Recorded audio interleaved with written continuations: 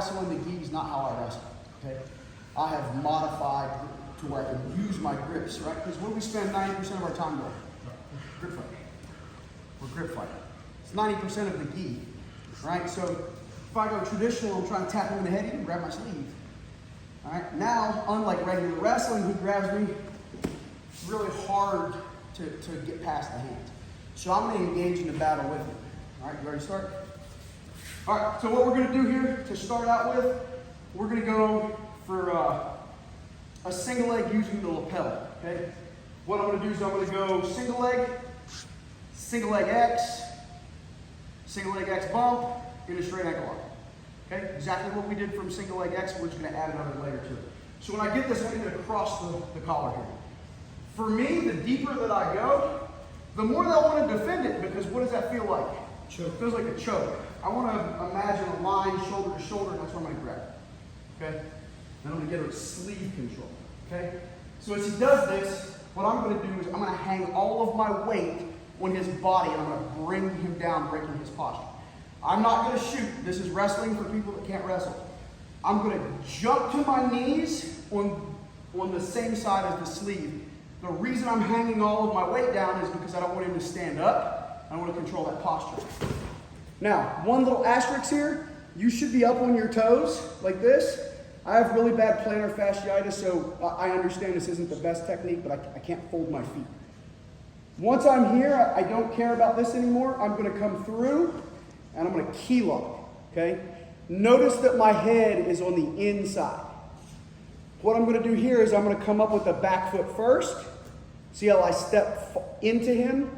And then I'm going to use my head and my other leg to knock him off balance. Okay? Now, once we're here, okay, I've got a couple options.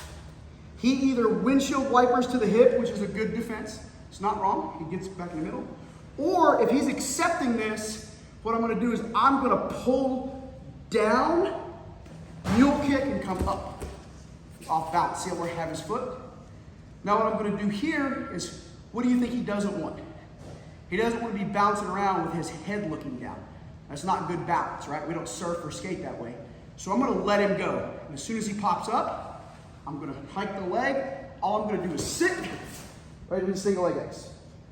Okay? Once I'm here, I'm going to knee, pinch. Lower back should be off the ground.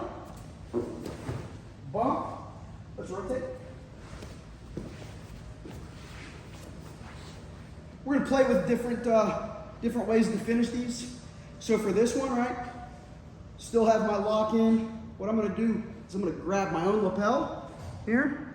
That way, as he's trying to reach up and fight and defend, I can hand fight, finish my lock. Okay? So, lapel, sleeve. If he starts tall, I don't care. All right? I'm a little guy, but go upstairs and hang 135 off your neck. See how it feels.